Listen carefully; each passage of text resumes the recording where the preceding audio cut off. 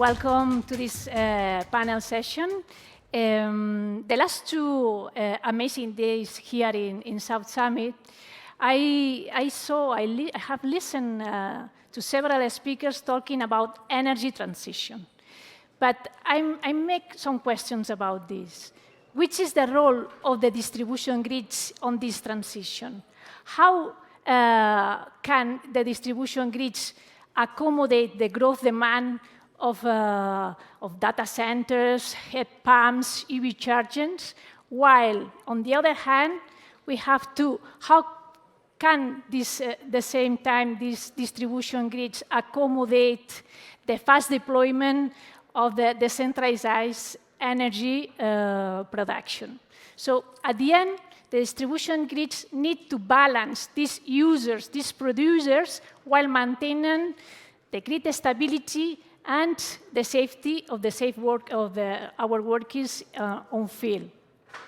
So for these big two challenges, Endesa and the Enel Group has been working in the last 10 years in an open innovation strategy, looking for solutions, technologies to adapt to this new context.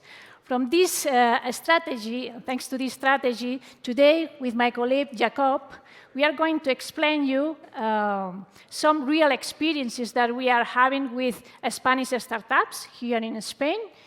We have here Oscar Garcia representing Save the Limit from the Elewit Group. But also we have here Carlos Matilla from Fubex, a startup about drones. And we are going to see these real experiences that we are having as Endesa and Enel Group. Starting from Oscar. Oscar, can you explain us the technology that you have developed? Well, first of all, let me thank you Lourdes and Jacob, the opportunity to share Save the Limit as a project here within South Summit. And also because the trust that Enel has deposited within our solution. Save the Limit is a safety solution in which we have integrated multiple technologies.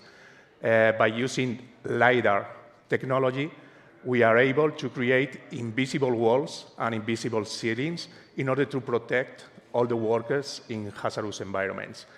In that sense, we are able to create these invisible areas and to send different alarms when any of the workers are close to the hazardous areas.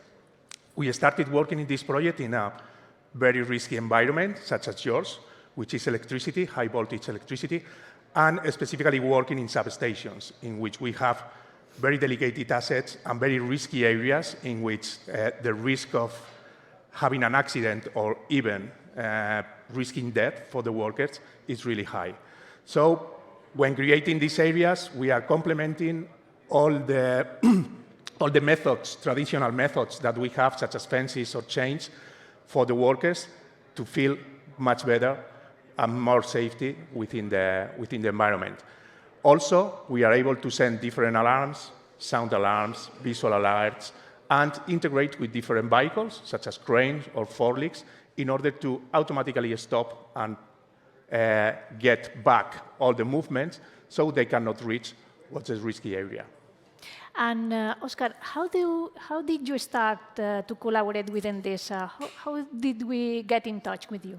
Well, we get in touch with Endesa almost 2 years ago, at least, and we received a requirement for us to share our technology with your innovation team. When we received this request, you were looking for specific use cases to be covered in order to increase the safety of your workers. So we were working with you by trying to resolve very challenging scenarios in order for you to demonstrate or to check that our technology could cover what you are looking for. After several iterations, we get into a pilot program, and now we are developing a pilot program with real cases and specific scenarios in which you have had any kind of problem. So we are solving this with your team here in Spain and also with your team in Italy, trying to get the best of the technology.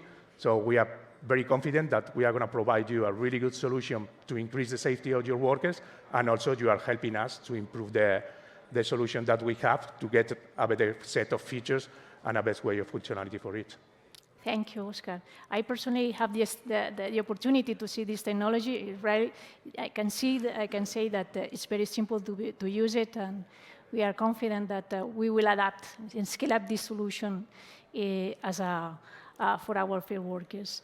Now, Jacob, let's explain us a little bit the importance of the resilience on the grids, please. Yes, thank you, Lourdes, thank you. First of all, it's a pleasure to be here with Carlo and Oscar. I try to explain we are in Enel. I'm working in resilience. Resilience nowadays, the climate change is a fact. It's a fact. Sorry, but it's a fact. Some people think it's not a fact, but climate change is a fact. And the effect, the weather effect in our grid nowadays is more intensive and more frequent than ever. For this reason, in Enel Group, we are working in resilience, improve our grid to the resilience for years. We are working, try to improve our prediction algorithm using big data and machine learning, try to identify the risk in advance. We are invest a lot in our grid and in digitalization in our grid, try to know well our grid. And finally, we are trying to develop a platform to join the weather information with our grid information, trying to anticipate to the weather aspect. When adverse climate meteorological occur in our grid, we are improve our methodology, to our operation to go to to reduce the time, to try to digitalize the way to communicate with our client, the time to recover the grid. By this reason, we fly with a drone to Carlo. I try to explain a real case when I try to innovate in this aspect, in the resilience. Carlo, where is FUBE? The first, where is FUBE? And how do you start to collaborate with us, with Enel? Yeah, so thanks, Jacob, and thanks, Lourdes, for having us here. We are the big yellow drone in the best stand in the trade show, the Endesa stand, for sure. And so what we do is we increase the resilience of the grid using long-range drones. So in this case, as you have said, we are speaking a lot of clean energy, a lot about energy transition, a lot about electrification, because at the end of the day, most of the ideas for the future, for this net zero future that everyone aspires, comes from the electrification. So we depend on 5 million kilometers of power lines in the whole Europe. And that is going to mean that Enel Grid is going to be at the center of our lives, because before we had, at least we had the car. But now, before it was like a fuel. But now everything in our life is going to be electric. That's a good thing, but that means that this is even more a critical infrastructure. So that's why we are working with our drones to provide this kind of first response to when Filomena, that is a case that everyone knows, that this big storm that hit Spain like 3 years ago, to recover as soon as possible, detecting where the power lines are cut because of vegetation. Or at the end of the day, your lines are in the middle of everywhere and nowhere, and they are very difficult to get sometimes. So in that sense, we participated in the Aerial Core project, which was the biggest project in Europe. In the whole history of the H2020 project, it was the biggest in terms of power line inspection, almost 10 million kilometers of power lines, of Europe, sorry. And in that case, you were the client, so everyone was trying to let's say, to provide, to give, respond to your wishes, let's say. We were trying to make your grid the most resilient in the world. And during the project, we participated like a lot of universities and entities from all across Europe. We improved technology, we developed technology patents and a lot of things, because it has been a great success, one of the best in terms of the evaluators, in the words of the evaluators. And we work together in order to achieve this grid resilience. In this project, we achieved the first authorization of its kind in Europe to perform this kind of services in the grid. And I have to say that last November, if I remember correctly, in Villacarrillo, in Spain, the Enel, the Endesa grid, was the most robotized and most safe in the world during this project because everything was robotic, and that's what we were trying to do. Is we are thinking about a future that is not going to be 5 million kilometers of power lines. It is estimated that we need at least double the size of the grid, and this is going to become even more critical. So we need these solutions, the robotic solutions. In our case, drones, long-range drones, and that's what we have been doing, and that's what we started working together. And now we are we have progressed the ladder in terms of innovation. First it was a project, now it's a reality. Yes, regarding that, thank you for your collaboration in ARCore, because it was a pleasure to collaborate. But this is an innovation project. The idea of the innovation project is try to make business, okay? What is your strategy now? What is your collaboration now with the Enel Group? Yeah, so as we talked before, resilience is the key right now. How with these extreme events that, unfortunately, they are going to become even more common, how can we provide a first response that can make the infrastructure safe again, the lights are turned on as soon as possible. And that's what we are doing. Instead of using drones that they are in the visual line of sight, so every drone in the market right now can fly, but only be in the visual line of sight of the pilot. That means 500 meters from the pilot, so it's a really short distance. What we are working is to provide this kind of service for you in the Aragon region, starting there, and hopefully coming soon in the rest of the delegations, working to increase that range 10 kilometers.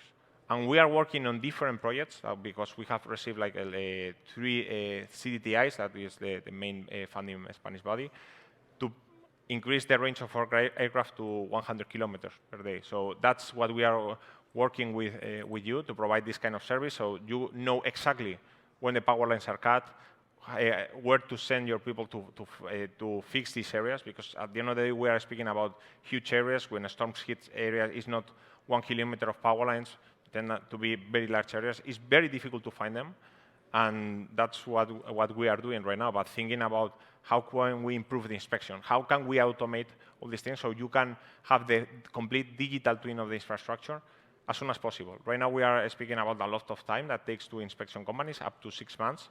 We want to do it. It's not going to be right now, but with the Starlinks, with different innovations, we are thinking that it's going to be in 1 day. So, and this is becoming in the next 2-3 years, and we want to be the enablers of that. Okay. Thank you, Carlos. Well, maybe it's all. Thank you for coming. We are a stand from Endesa. All the innovation where Carlos and Oscar show is in our stand. We are a drone from FUVE. You can see the real drone. It's a real drone. They are fly in our grid. You can see very interesting all the hardware and software regarding Save the Limit, and you can make some question, and maybe we can give in depth regarding our resilience and safety strategy in the Enel Group. Thank you. Thank you.